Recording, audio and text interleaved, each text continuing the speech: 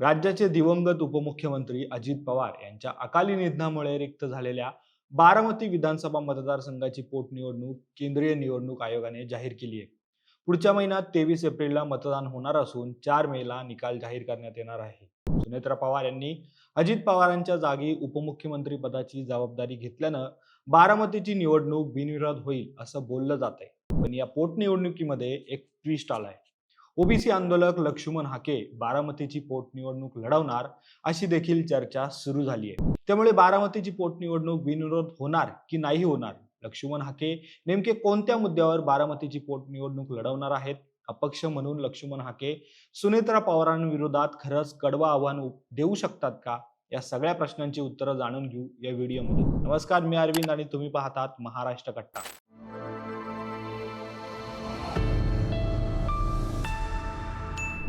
28 जानेवारीला बारामतीत अजित पवार यांचं विमान अपघातात दुर्दैवी निधन झालं होतं. यानंतर त्यांच्या पत्नी राज्यसभेच्या खासदार सुनेत्रा पवार यांनी अजित पवार यांच्या निधनानंतर तिसऱ्या दिवशी म्हणजेच 31 जानेवारीला राज्याच्या पहिला महिला उपमुख्यमंत्री म्हणून शपथ घेतली. पण सुनेत्रा पवार राज्य विधिमंडळाच्या दोन्ही सभागृहाच्या म्हणजेच विधानसभा आणि विधान परिषदेच्या सदस्य नाहीयेत.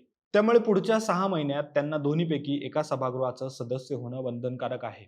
तर अजित पवार यांच्या जाण्यानं बारामती विधानसभा मतदारसंघाची जागा सुद्धा रिक्त झाल्यानं केंद्रीय निवडणूक आयोगाने बारामती विधानसभा मतदारसंघाची पोटनिवडणूक 23 एप्रिलला जाहीर केली आहे. त्यामुळे बारामतीमधून उपमुख्यमंत्री सुनेत्रा पवार यांची बिनविरोध निवड होईल अशी सर्वाधिक शक्यता आहे. कारण राज्याचे मुख्यमंत्री देवेंद्र फडणवीस यांनी बारामतीची पोटनिवडणूक बिनविरोध करणार अशी घोषणा केली आहे.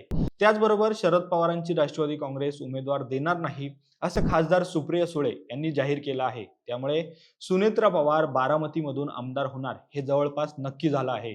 पण एकीकडे ही चर्चा सुरू असताना दुसरीकडे ओबीसी आंदोलक लक्ष्मण हाके निवडणूक लढतील अशी शक्यता निर्माण झाली आहे.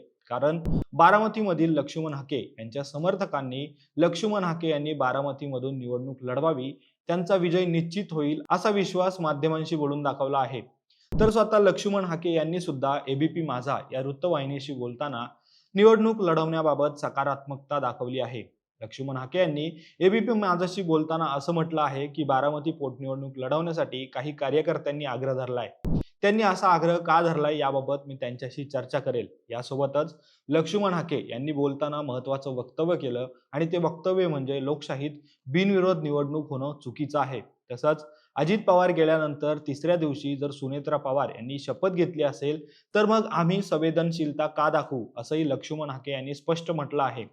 जर पवार प्रोफेशनल राजकारण करत असतील तर आम्ही का करू नये असा सवाल देखील लक्ष्मण हाके यांनी विचारला आहे. त्यामुळे लक्ष्मण हाके बारामती पोटनिवडणूक लढवणार अशी चर्चा सुरू झाली आहे.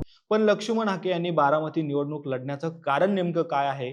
तर बारामतीमधील पुण्यश्लोक अहिल्यादेवी होळकर वैद्यकीय महाविद्यालय संलग्न सर्वोपचार रुग्णालयाला दिवंगत नेते अजित पवार यांचं नाव देण्याचा जी.आर. सरकारनं काढल्यानं लक्ष्मण हाके आणि त्यांचे समर्थक नाराज झाले आहेत.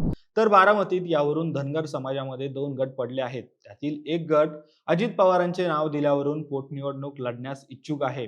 तर जानेवारी महिन्यात जिल्हा परिषदेच्या निवडणूक जाहीर झाल्यानंतर पुणे जिल्ह्यात दोन्ही राष्ट्रवादी काँग्रेस एकत्र येणार हे नक्की झाल्यावर बारामतीमध्ये पवारांच्या विरोधात बारामती विकास आघाडी स्थापन करण्याचा निर्णय लक्ष्मण हाके यांनी जाहीर केला होता.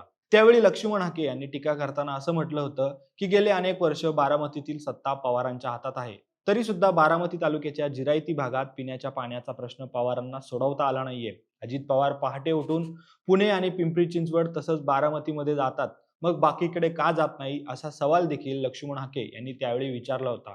पण अजित पवारांच्या निधनामुळे बारामतीमध्ये सध्या सहानुभूती निर्माण झाली आहे. त्यामुळे सुनेत्रा पवार यांची बिनविरोध निवड होण्याची शक्यता जास्त आहे. पण लक्ष्मण हाके यांनी जर बारामतीमधून सुनेत्रा पवार यांना आव्हान दिलंच तर ओबीसी मतांमध्ये फूट पडू शकते. अर्थात यामुळे सुनेत्रा पवार यांचा पराभव होणार नाही, पण मताधिक्य जरूर कमी होऊ शकतं असं बोललं जातंय. याचं कारण म्हणजे लक्ष्मण हाके यांनी मोठ्या प्रमाणावर निवडणूक जिंकलेल्या नाहीयेत, पण त्यांनी सांगोला आणि इतर भागातून विधानसभा निवडणूक लढवल्या आहेत. त्यामुळे त्यांची ताकद मतं घेऊन जिंकण्यापेक्षा मतांचं विभाजन करून ओबीसी समाजाला एकत्र करण्यात अधिक आहे. त्यामुळे जर लक्ष्मण हाके यांनी बारामतीमधून लढण्याचा जर निर्णय घेतलाच तर सुनेत्रा पवार यांना निवडणुकीला सामोरं जावं लागेल. पण ही निवडणूक सुनेत्रा पवार यांच्यासाठी खडतर नक्कीच नसेल. कारण बारामतीमध्ये धनगर आणि इतर ओबीसींची मोठी लोकसंख्या असली तरी हाके यांच्या उमेदवारीमुळे राष्ट्रवादी काँग्रेससोबत पारंपरिकरित्या असलेल्या ओबीसी मतपेढीमध्ये जास्त फूट पडणार नाही. याचं कारण म्हणजे अजित पवारांनी बारामतीचा केलेला विकास आणि हाच फॅक्टर इथे महत्त्वाचा असणार आहे. यामुळे सुनेत्रा पवार यांना आमदार म्हणून निवडून येणं जास्त कठीण नसलं तरी पण लक्ष्मण हाके यांनी बारामतीची पोटनिवडणूक लढवली तर या पोटनिवडणुकीमधली चुरस काही प्रमाणात नक्की वाढेल.